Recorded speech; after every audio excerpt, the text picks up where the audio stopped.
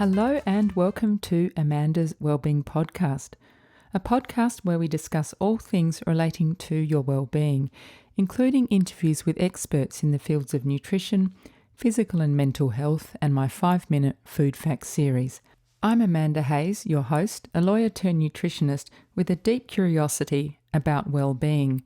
I'm learning as much as I can about living a healthy, active and fulfilling life and sharing what I learn with you on this podcast. Before I introduce today's guest, I would mention that although I will often be speaking with experts, any information or advice provided in Amanda's Wellbeing Podcast is not intended to be used to treat, cure or prevent injuries or medical conditions, and is not a substitute for advice from your own health professionals. Today I am here with Dr Carolyn Berryman, who is a physiotherapist.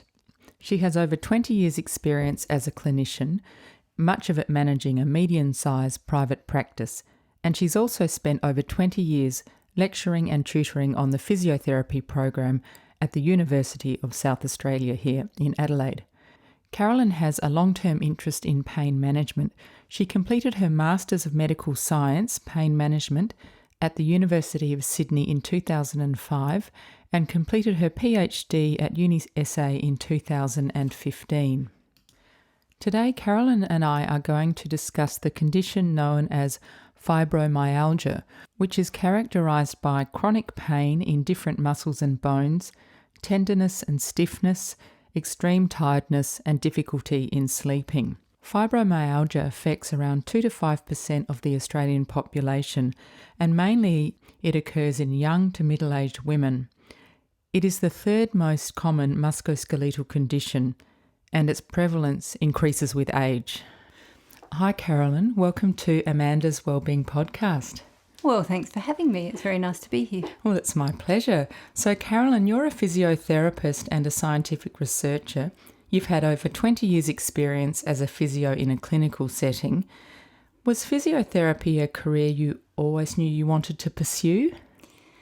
Well, I was exposed to physio as I was growing up because my mum's actually a physio. So I had that role model as I was growing up. But then I started looking around and I was doing reasonably well in a lot of different subjects. And I really had a thirst for languages.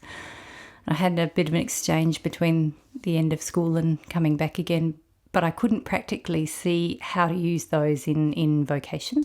So I then thought, well, what do I want? I want a job that I can do full-time or part-time, one that I could travel with, and one that didn't stick me behind a computer, which is kind of funny now. But I also wanted to help people because I liked caring for people. So I put all those things together. I didn't really want the emergency sort of room setting. Mm-hmm.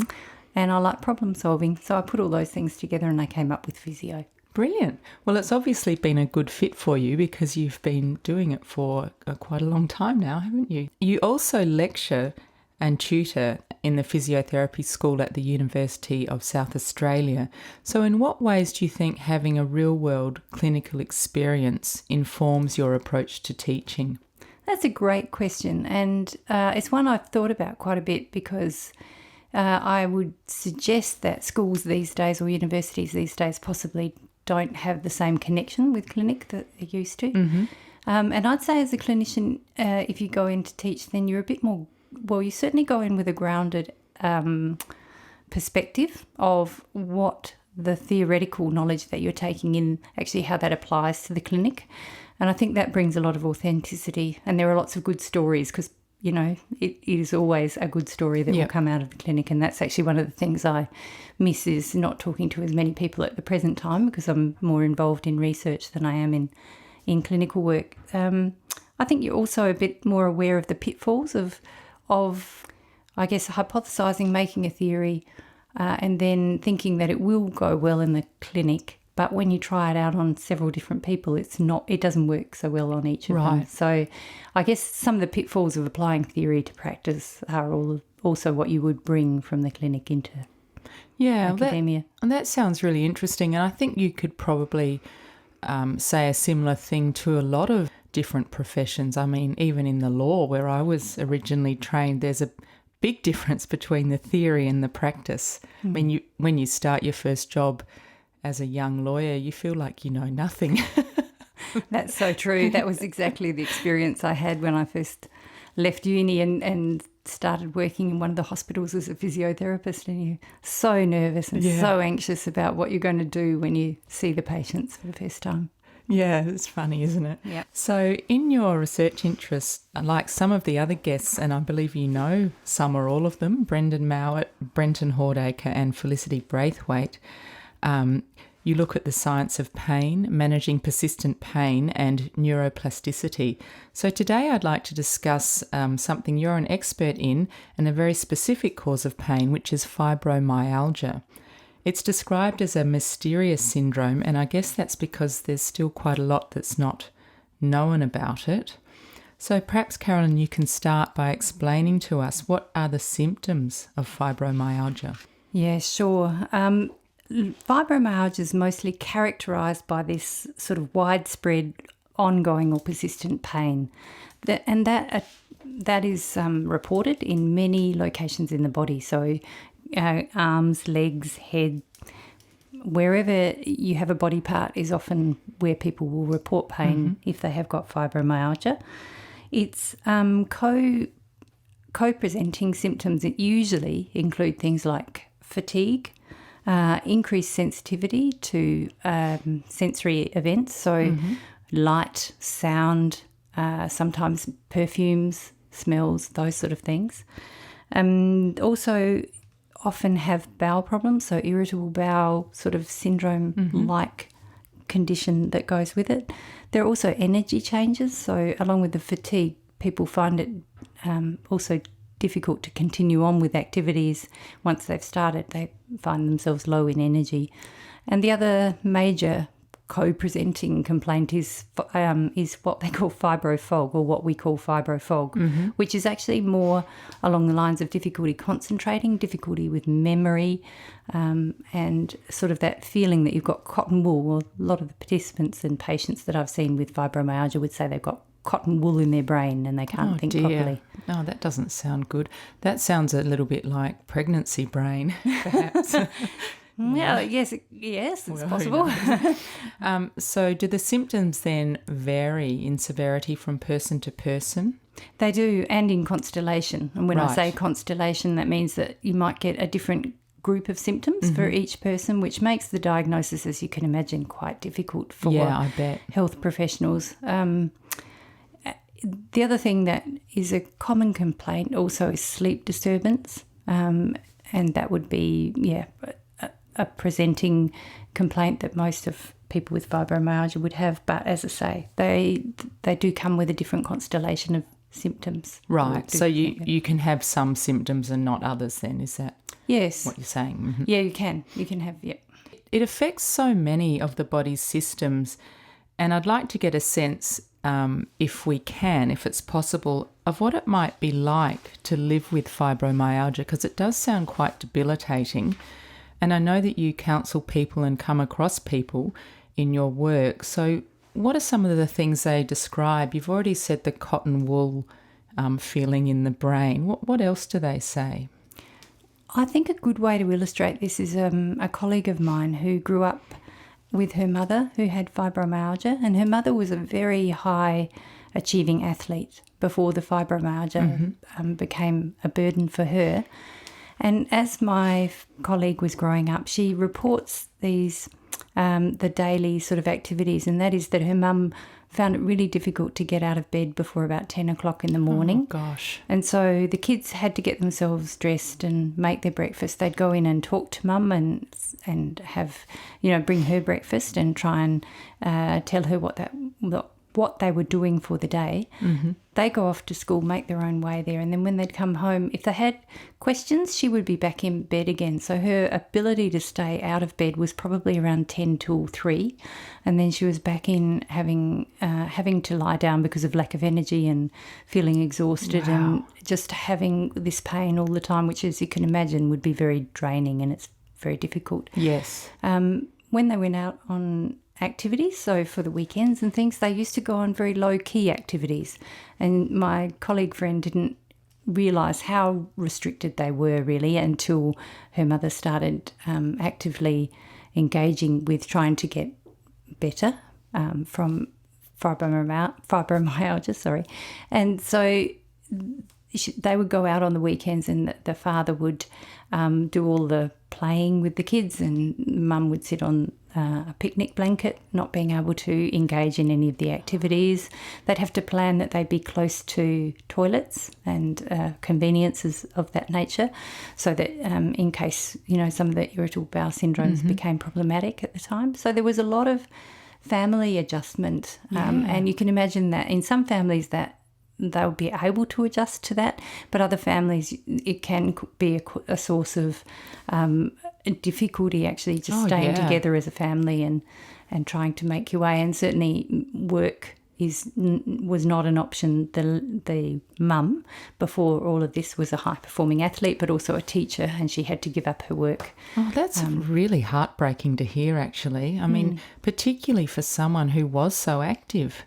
Must be so frustrating. Well, it's part of the mysteriousness of the disorder is why me, why this, why can't someone tell me what's going on? And there didn't seem to be a way out of it for a long period of time for this particular family.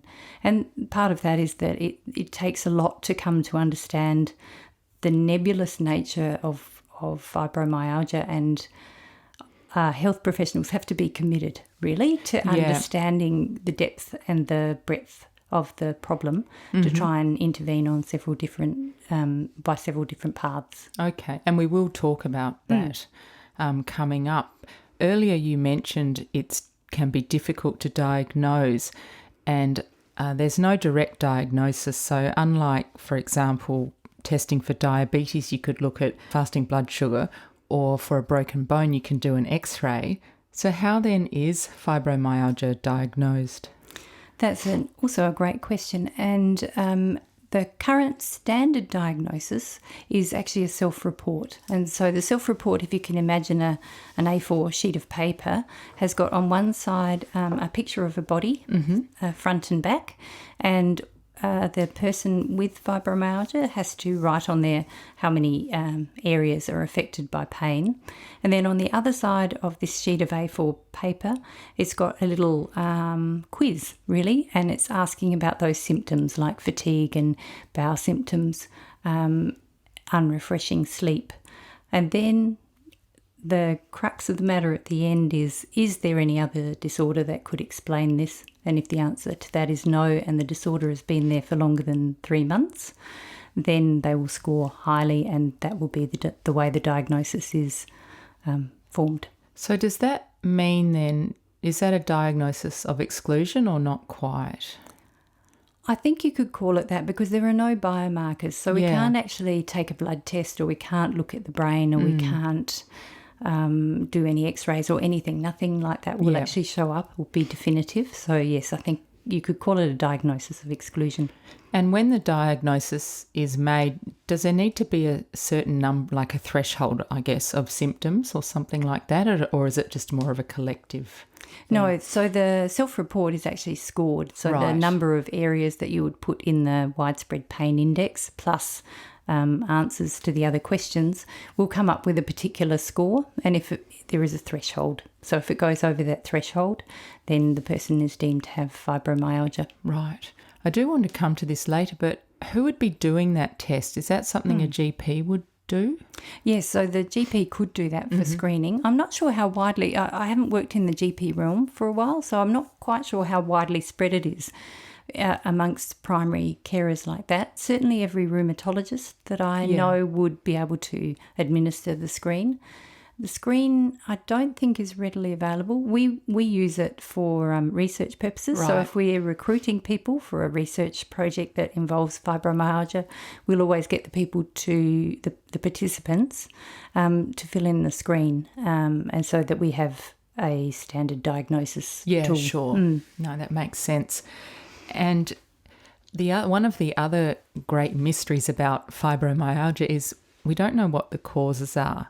I believe there are certain things like a genetic predisposition, and the mind-body connection certainly plays a role. So perhaps you could talk to us a bit about that, Carolyn. Yes, it certainly does play a role. So on one side of the scale, so if we think about a sort of stress scale, and on one side of the stress scale, there are the things that we cannot change, so genetics, environment, the context we're born in, how people look after us when we're younger, and how that goes. On that side of the scale, that they could all be stressors, which we might carry with us over a period of time and may or may not manifest into anything different, but there are certainly risk factors, as we know, for the development of fibromyalgia. And on the other side are the sort of things that we could maybe take a bit of a role in, so the things like diet, exercise, making use of opportunities that might come along that might change our economic position or those sorts of things. And they may, if you think of balance, they might balance it up a little bit, and hence there's a thought that perhaps we don't tip the scales over too far, so we don't change or that we recover from the stresses that we've been under. But the current thinking is that perhaps accumulation of stresses will maybe tip the scales in favour of risking the onset of fibromyalgia. What about comorbidities like obesity and things like that? Does that make you more predisposed to it, or do we know or not? I don't think we do know for 100% that these things are predisposing. What we do know is that there's a really strong connection between the function of the immune system and the function of the gut. So if you're not looking after yourself by diet or exercise, and the microbiome in your gut is unbalanced, then you might also not be supporting the immune function. And this seems to be a trigger. So immune disbalance or imbalance might be a trigger for the onset of fibromyalgia. Thing often reported is that you have a virus and then you never quite recover from the virus, and that is the starting point for some people's journey with fibromyalgia. So there seem to be interconnections between the systems in that way, and that could be the sort of pathway to the onset of fibromyalgia. But you also asked me the question about the mind-body connection. Yes. And there's a very strong understanding that that what is happening in the body is actually also makes changes in the brain.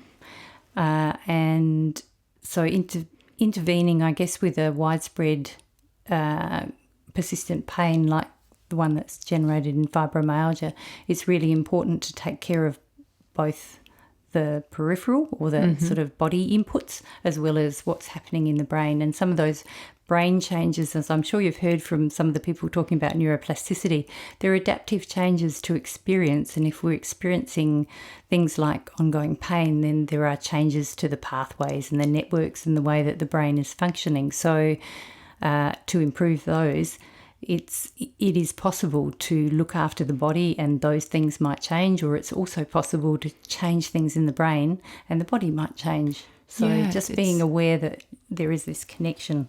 It's absolutely fascinating. I was speaking to a person I was interviewing yesterday, and the discussion we were having was actually about dietary fibre and the microbiome and the link to depressive symptoms.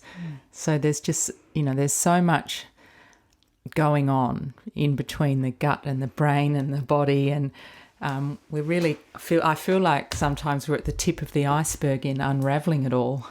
I think that's a really good image to take away, because I'm sure that's the case. We've got this little bit of knowledge at the top, but it just goes so much more deeply than that, and the interconnections. I think there are more cells in you might have found this out yesterday, but more cells in your biome than there are in the rest of your body alone. And yes. It's just such an environment and a complex environment that we live with all the time. Yes, and we do need to look after it. Yes. Now, I did read somewhere something I thought was very interesting, and it said that fibromyalgia represents a mind-body hyperconnection rather than a mind-body disconnection. And I think what they were saying in that particular quote was that the brain can become oversensitized to pain signals, for example. So is that, do you think that sounds plausible? Or? correct? It is plausible. And one of the studies that we actually did was to look at the way that sensory information, in this case was auditory processing, so listening to a sound, how that was processed with people with fibromyalgia compared to healthy controls. And what we found out was that, in fact, the processes for dampening down or controlling that sound were totally normal between the two of us. But when we gave a really big sound, an augmented sound, the response was much bigger in the people with fibromyalgia. And similarly, most of the people, when we did a body awareness sort of survey, people with fibromyalgia will also report much more awareness of their interoceptive signals. So the signals that come from your heart, not that we're very much aware of the ones from the lung or the liver or those sorts of things, but people who are very tuned in to their interoceptive signals or their internal signals seem to amplify, though. They seem to be amplified in the brain in comparison to a normal sort of processing. So I think this hypersensitivity comes from something we know. We know there's something different about the processing of those signals in people with fibromyalgia. I wonder if that then presents a treatment opportunity. We'll get on to that. Because we don't know the causes of fibromyalgia, and there's still a lot, I believe, we don't know about the condition itself, prevention, therefore, remains elusive. Is that a fair comment? I think that's a really fair comment, that we can start to trace some of the origins of the disorder through patient stories or participant stories or people with fibromyalgia stories. But it's very difficult to run any study, for example, that's longitudinal, that gets a person before they have fibromyalgia to see what it is that actually triggers this horrendous disorder off in people. So we are having difficulty, I have to say, trying to pin down preventative strategies for fibromyalgia. You can say them in a sort of global way, and it's really important for people to think that their diet and their exercise and the balance that they have of stress in their life and their resilience and coping strategies, they're all really important. And I think we're becoming more and more aware of that.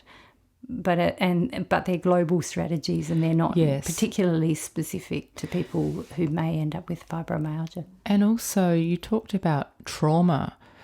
So, for example, a child going through trauma, there's not a lot they can do to prevent that as a child. Absolutely true. And they're not often, even if they were aware of it, I'm sure they are aware of the context in which they're in, and it's uncomfortable. But actually, a lot of that is retrospective reflection on the situation and trying to make some sense of it when you're a bit older. At the time, I can't imagine really how it works with children in a bad context or in a difficult situation or in circumstances that they can't control. So there are some, I think as a society perhaps we could reflect on that, and we can think about ways of supporting childcare, I guess, or supporting the first 1,000 days as they speak about as being the most important for development of children, and just support families and new mums and, generally have a bit more of a concern. Yeah, it's so important, isn't it, to kind of, in quotes, get it right when children are young, which can be more difficult for some than others depending on their circumstances. I think that's true, and I think maybe we've become more aware of that, because in the past I've heard things said like children are so adaptable, it just doesn't matter what happens. But in actual fact, there are enough studies out there now for me to be quite firmly convinced that it does matter, and that as a society, that's one of the places we can put effort which will reward us greatly down the track. The absolutely. Sort of Heckman curve, if you've ever heard of that, but comes back, multiple times. Yeah. So. Well, that's something for us to all think about. I think one of the other issues with being diagnosed with fibromyalgia is that people that suffer from it, so this comes back to the mental side of things, feel very much misunderstood. They sometimes feel like they're not believed, and this, of course, could potentially lead to misdiagnosis or underdiagnosis. So can you talk to us about how this can impact the patient's mental health? Oh, yeah, for sure. one of the aspects or the perspectives that we've learnt, I guess, in studying ongoing and persistent pain is that validating the story and trying to find some explanation for the story of the person sitting in front of you is one of the most powerful things that you can do, because actually understanding what's going on within your body and understanding the context in which that's occurring and thinking that you might have some control over it changes the way you will respond to that and decreases threat. And threat is always something that will stir up an emotional sort of reaction and will govern responses, I guess, in a way that's not very helpful in the long run. And so persistent threat will actually cause changes in the brain that makes it much more likely that you respond in an emotional way, which is energy consuming, but it's also not very helpful for getting better, I guess, or actively dealing with the disorder. So often with threat and fear and those sort of things, you end up with mood comorbidities such as depression and anxiety, and it makes a sort of vicious cycle. Yeah, it would be very, very difficult for someone going through this and feeling as though no one really understands them or even believes them, which because it is such an amorphous sounding thing, isn't it? It's generalised and not specific. And that leads to a lot of the conundrums about trying to do the diagnosis, because you can imagine if it's just started and you're trying to make sense of it and you're trying to tell someone a story, you know, the GP's sitting on the other side of the desk and you're saying, well, everything's hurting. The GP, unless they've done quite a bit of searching around in this kind of area and they have some interest in the area, then they possibly won't have had a lot of training to understand ongoing pain. And that's one of the other areas that perhaps we could think about improving, is actually undergraduate and postgraduate training about chronic pain or persistent pain mechanisms, so that people can understand that a little bit better. Because often diagnosis takes 6 or 7 years for people with fibromyalgia. It's not just that. Actually, there's another disorder called complex regional pain syndrome that often takes as long, and people they're left feeling in the unknown, or not validated or not believed, and it's a really desperate place to be. Well, I have a underactive thyroid, a hypothyroid condition, and that took several years to be diagnosed because it was just not common for someone my age, and all sorts of other things. Oh, you're tired, you do too much, you're depressed, this, that, and it. But then when you finally do get a diagnosis, in my case, it was a huge sense of relief, because I thought, okay, I'm not just lazy. There's a reason for this. Yeah, I'm not making this up. This is not. Yes, exactly. You do question yourself a bit when the doctor or whoever you're seeing says, oh, you're just, you're doing too much, you're too busy. And I think, I don't think so. Anyway, so in terms of pain and cognitive function, you have done some research revolving around chronic pain and its impact on neurological function, such as executive function. So I know this is a big area, but in a nutshell, can you explain to us in what way chronic pain can impact someone's mental ability or mental health? Oh, yes. I have a go at that. I found putting the pressure on here. Yeah. So essentially, once pain becomes persistent, it actually starts making different tracks in the brain, because the old adage of if it fires together, it wires together. Right. We're not hardwired, but we do have these functional networks that represent different aspects of our function, I guess. Once we've got something like persistent pain that we're processing, then that becomes the more dominant of some of these networks, and so it might get connected into different networks or use resources. There are a few theories about this, but if you take the idea that perhaps we have limited resources in our brain and we're using a lot of them to process the persistent pain sensations and look out for danger and be a bit hypervigilant, make sure we don't get hurt again, then that can take resources away from cognitive function or from, just mental arithmetic, the very simple things like calculating change at the checkout or just paying attention to where you are, your surroundings and things like that, you might not feel that that's really very threatening. You might have been out into the garden, for example, many a time, and you might not think it's very threatening. So you walk along not knowing what's going on and step on a bee or something like that. It's a very simple example of cognitive function, but you're not making a decision based on where you are. You're actually, because you're doing other things, your brain's kind of connected into looking after you for the pain rather than for other things. Well, that makes me think of a book I read about willpower, and it's sort of in a similar vein. It says willpower's a finite resource. So that's why by the end of the day, when you wake up and say, right, today I'm going to run 10 kilometres and I'm not going to drink alcohol, by the time you've used up all your willpower making decisions all day, you might get to the end of the day and think, I think I will have a glass of wine. And so what this book was saying was to make a lot of decisions habits to take, so you're not, drawing on your willpower. Yep. So, I like that. I think I'm going to use that one on a daily basis. That was interesting. So no, I've run out of willpower. Thank you. My willpower ended at 5 p.m. That's it. I like it.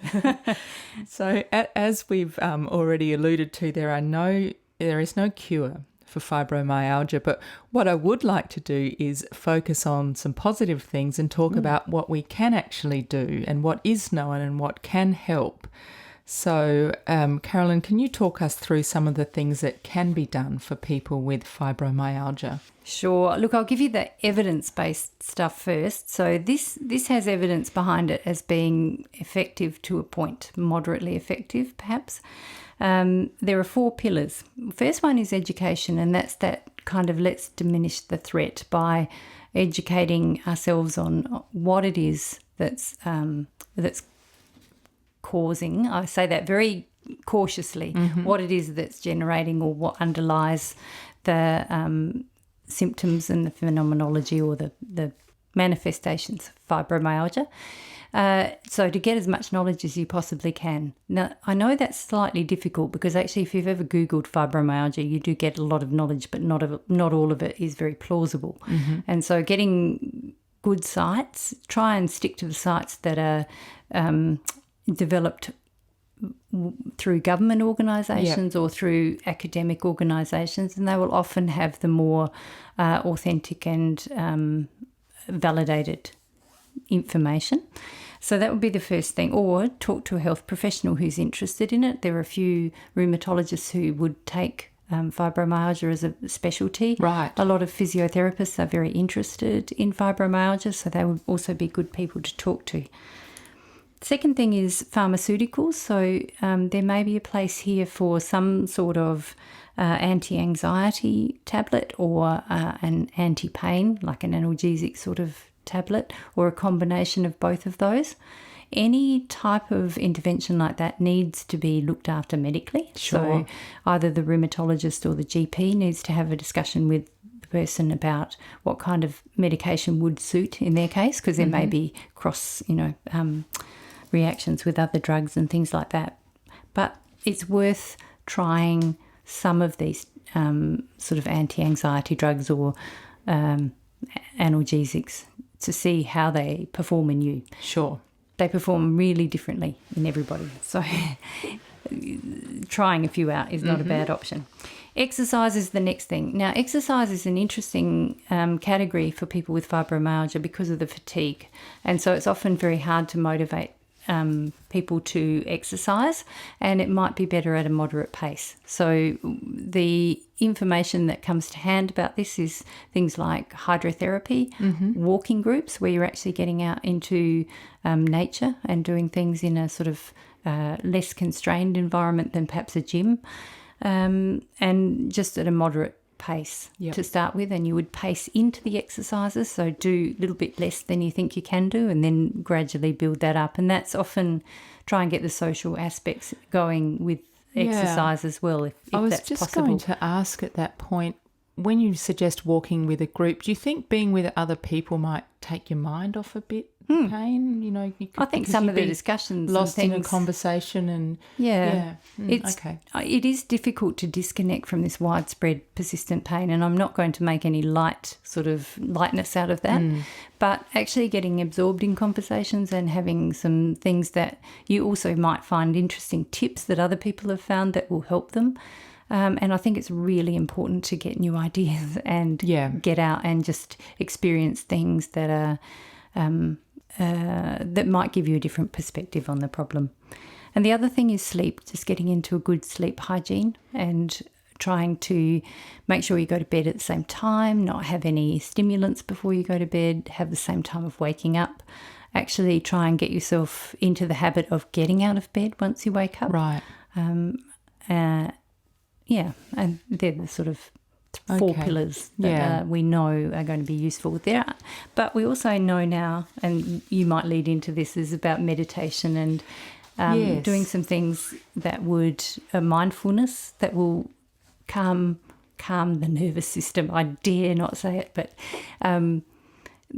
they will often be activities that will be able to decrease the amount of activity in the brain and focus, concentration.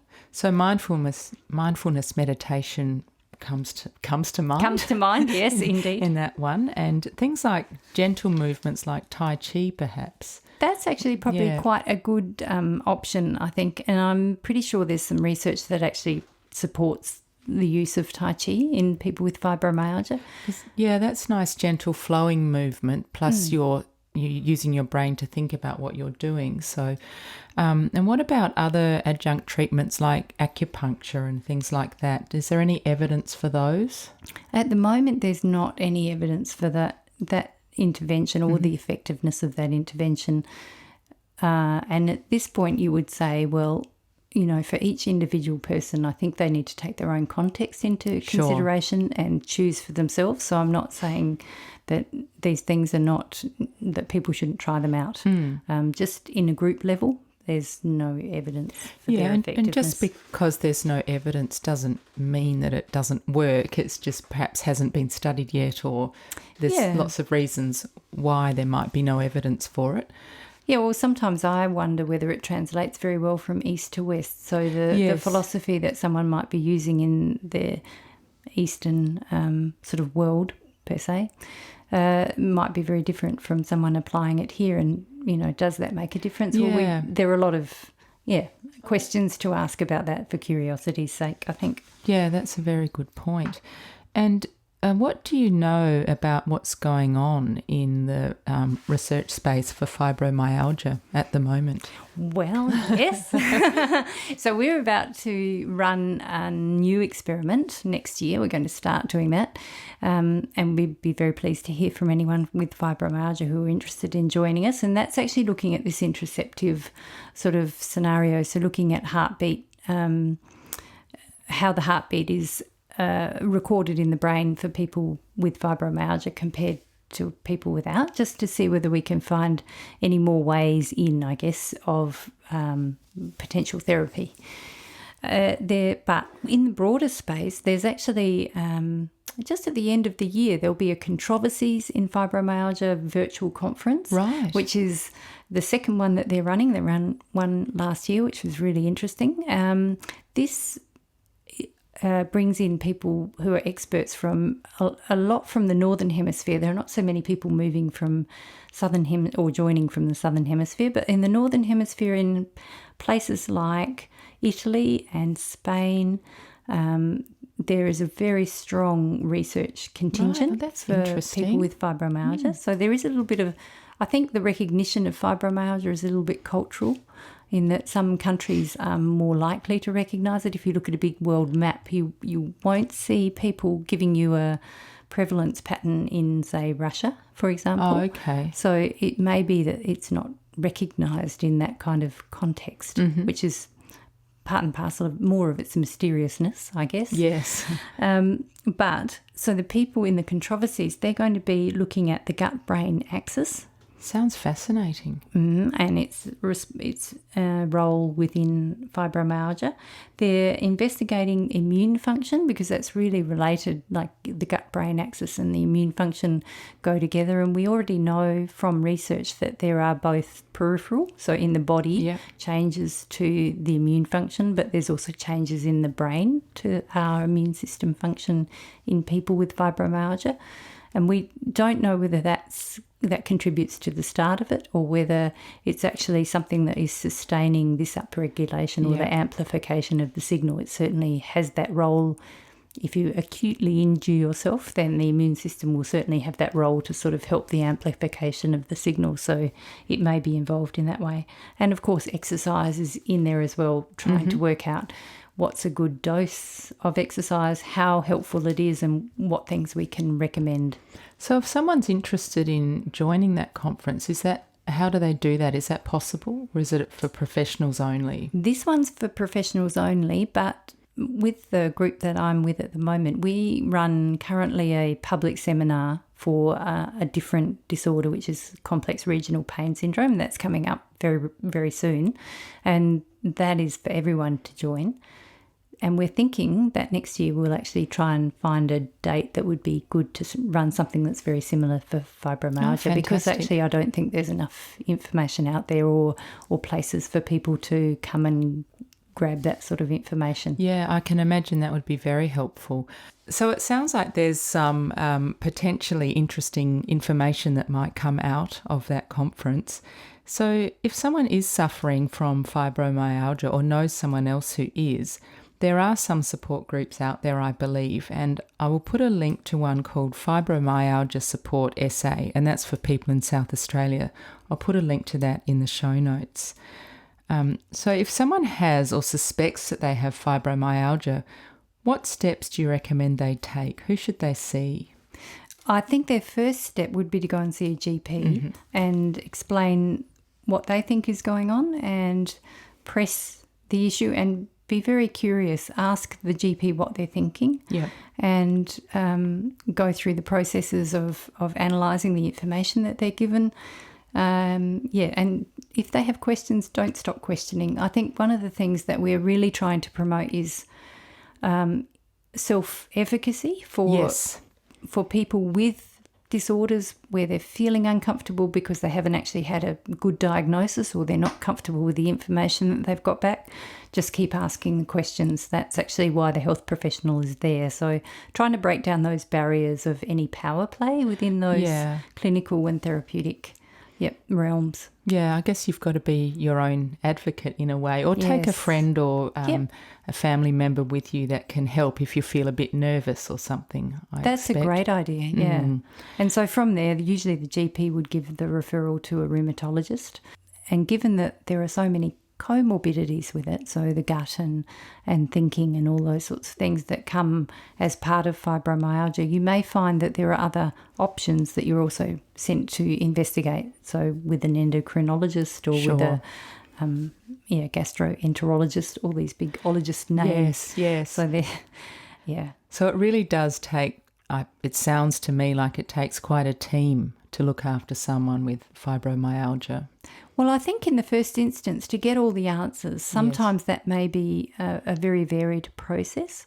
And then it's really great to try and find someone that you gel with and that will be your health coach. Yeah. And that doesn't actually have to be a health professional. So as you were saying, if you've got an advocate, someone in your corner who can help you, like my colleague's family, for example, they kept helping their mum and she eventually had enough strength and enough capacity and enough information to start doing something differently. And I'm really proud and pleased to kind of say that my colleague was probably the catalyst for that. So she did some physiotherapy training and then got very interested in why her mum was like she was as she was growing up, and so helped her to see a different way of doing things. And the point you made earlier, one of the pillars of treatment is education, is very important, I think, because if you are suffering and you don't know a lot about it, you might be scared. You might think, if I exercise, will that make me worse because I'll feel more tired? Whereas in fact, exercise is good. Well, it can be, but the thing about it is that you need to do it in the context that you believe that it's good as well. Because if you're absolutely right. If you're scared of this or you think that it's going to hurt you more or give you more damage, or you won't recover for several days and you're worried about, what's going to happen for the next few days. They're all real concerns. They're all very valid concerns, and they need unpacking. You need to talk those through with somebody and then gradually pace into some sort of activity. And the reason I keep coming back to that is that it stimulates the immune system. It helps you regulate the fluid in your body. It helps you, it helps your body to actually regulate itself. And so we do need a certain level of exercise or activity. Stress to the body. Yeah. Actually, now I remember a question that I wanted to ask earlier. You talked about the immune system. Does that mean someone with fibromyalgia is more prone to getting other viruses and infections and things because their immune system isn't perhaps as robust as someone else, like a cold and things like that? Well, that's an interesting question. It's not. I don't think it's a matter of robustness. Mm-hmm. So I think they're equally robust in comparison to other people. It's just the way that it's functioning, and that it's not quite as balanced to function. So it might actually be a little bit more alert, a little bit more inflammation happening at a very low level. It's very difficult to determine. So we have no biomarkers for that either. It'd be really nice if we could just take a blood test and look at the immune cells in there and go, oh, yep, that's it. You've got this, and we can make it all back to normal balance. But it's really individually sort of expressed, and there are so many of the contributions, I think, to the sort of milieu within the immune system that we really haven't been able to nail that at all. So I wonder if hopefully one day in the future.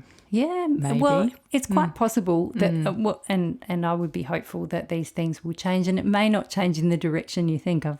There's another colleague of mine who uses photonics, so light shining on cells, to see what combination of cells might be there and the sort of inflammation that's happening at the time. So it may not be a blood test. It may actually be this light test that will determine it in the end. That sounds very futuristic. Oh, isn't it? It's just wonderful. That's the research realm. You sort of get sucked into all these amazing ways of thinking and new perspectives on things and new technology. And so people have to think yet. very laterally, don't they? Yeah.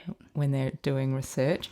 So, Carolyn, I'm always very interested in learning from women who successfully navigate careers and family life like you have done, because it is a juggle and it's something that I've struggled with over the years, and I know many other women who also have struggled with it. So what are some of the things that you could pinpoint that have enabled you to combine a busy career and family life? It's a great question again. Early on, so I've got one son, and we would have had more, but it just didn't work out for us. And early on in his life, my parents, mum and dad, were really the key ingredients in me continuing on. So after about 6 weeks of having had Ian, then my mum came around to look after him. She was absolutely overjoyed, but she'd come and look after him while I went off and did some teaching. Wow. Excellent. And then the next year she would look after him a couple of days. And then we got a nanny, actually. So it is support. Yeah. And having that discussion with the other half, or whoever's with you at the time, or if you don't have another half, then just having the discussion with yourself, that you really have the will to want to be doing these things outside of home, that it's part of something that drives you, and how do you work it out best amongst the group of people that are family. So I think you just have to have very open and honest conversations, and and if you're lucky, then you can have the support. And I feel very lucky because I was able to have my parents there, and then have this lovely lady who came in and was with Ian between the ages of about 2 and 5 when he started to go back to school. Yeah. And he's kept this great relationship with her. She came in 2 days a week, and they've just had this lovely relationship. They go and have illegal lunch because I'm a lunch Nazi, and no one goes to Hungry Jack's or McDonald's or anything like that, but they used to go to illegal lunch. So they still do that. That's their birthday treat. Oh, that's really lovely. So support's the key, really, in whatever form it comes, whether it's a family member or a paid help or something like that. I think that's what's worked for me. Yes. Yeah. Oh, that's good to hear. And you also mentioned to me, Carolyn, when we had a coffee before we recorded this episode, that when you were a child, I think you were in high school, your parents swapped roles. So can you tell us a bit about that and what you've learnt looking back on that? Yeah, so my dad was really keen to retire early. By that I mean 58. And so obviously my parents had had this discussion because my mum had stayed, well, she had to finish work when she had her first child. That was law at that point in time. So she stayed home for 16 years. And then she was offered this opportunity, as I said, she was a physio, to go into private practice with some doctors that she knew. And so she and Maury, my father, obviously had this conversation, and Maury said, "Great, I'm out of work. Excellent." They gave him a nice package, which, wouldn't happen. Well, maybe it would happen these days, but anyway, it was enough for him to say, I'll have half of it as a little nest egg, and then you just pay me the pension. And so they did, and he retired at 58 and then became house husband and did not look back. He was in the shed all day. He'd come in, make dinner. He was happy to be around, unlike when he would come home from work at 5 o'clock and expect dinner on the table and everything was chaotic, and, it was much nicer life. So looking back on it, I think that they realised that roles don't have to be absolutely tied to biology, I guess. Yes.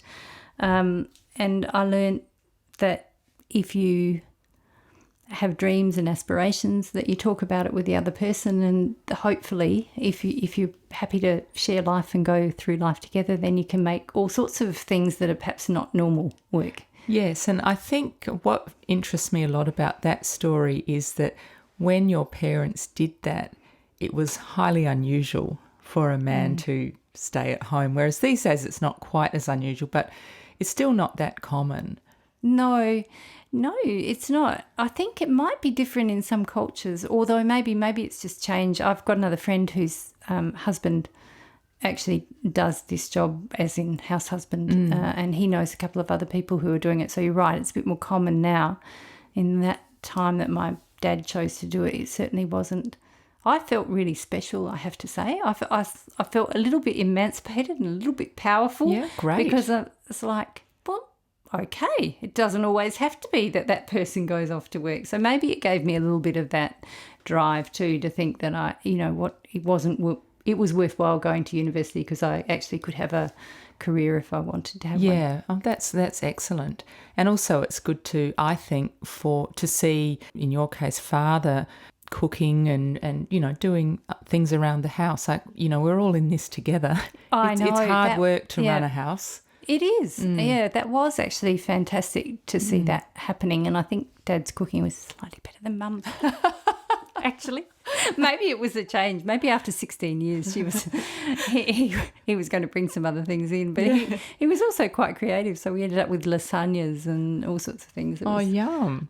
Good value. Oh, that's fantastic. So, Carolyn, who or what inspires you? So my parents, they have inspired me over the years.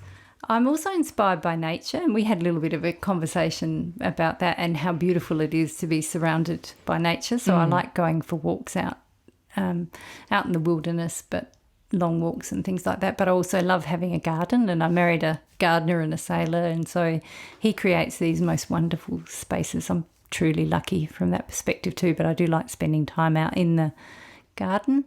And I think I'm really inspired by people who try and take the most positive light on things, even when they're not going very well, and make the best of their life, whatever that might be. I don't know what a measure of success is, except that if the person feels really content and feels like they've put their best effort in and they've got a little bit of reward for that effort, then I'm truly inspired by those people. I just do want to clarify one thing. Carolyn said she married a gardener and a sailor. That's actually one man, not two. Yeah, it is. Sorry. Yep. There is two qualities, though. That's funny. That was funny. Good point. So, the final question that I'd like to ask all my guests, Carolyn, if you could recommend 2 things that people could do to improve their well-being, what would they be? Yes. Well, I had a toss. Can I have 3? You can have 3. Can I have 3? 'Cause they're very simple and they're very standard, really. It's look after your sleep, because actually you repair overnight. Yeah. And if you've got a good sleep, then all sorts of things are possible the next day that perhaps weren't if you weren't going to sleep or were having difficulty sleeping. So sleep habits, you can't say to somebody, well, go and have a good sleep. It's just get in the habit of going to bed at the same time, not having stimulants beforehand, getting up at about the same time. Good sleep habits. Eat well or nutritiously. So think about what goes in, because that actually does affect so many things. You are what you eat. You are what you eat. Yes. And the last thing is just activity. Just keep active. Yeah, particularly in nature. Yeah, well, even better. Yeah. Immerse yourself in nature and keep active. We're very lucky here in South Australia. We've got the sea down on one side of the city and the hills up on the other, where there's some gorgeous walking trails. So thank you very much for coming on my podcast today. It's been a real pleasure. Thank you very much for having me. And that was Dr Carolyn Berryman generously sharing her knowledge about fibromyalgia. I hope you found today's interview interesting or inspiring. I certainly did. I found Carolyn's explanations really clear and interesting, and I felt like I learnt a lot about fibromyalgia. If you did enjoy the podcast, please tell your friends about it and share it with them. And if you could take a minute to leave a rating on Apple Podcasts, it will help people find my podcast. If you would like to subscribe to my podcast, Amanda's Wellbeing Podcast, you can subscribe on all good podcast providers like Apple Podcasts, Spotify, Stitcher, iHeartRadio, and Google Podcasts. You can also subscribe on YouTube. Please follow me on Instagram and Facebook at Amanda's Wellbeing Podcast, and check out my website at www.amandaswellbeingpodcast.com. You can contact me via my website on the contacts page, and please suggest any topics you'd like to learn more about or people you'd like to hear interviewed, and I will do my best to deliver that to you. Producing the podcast is a labour of love. It has become my full-time job, and I dedicate a lot of time, money and effort towards it.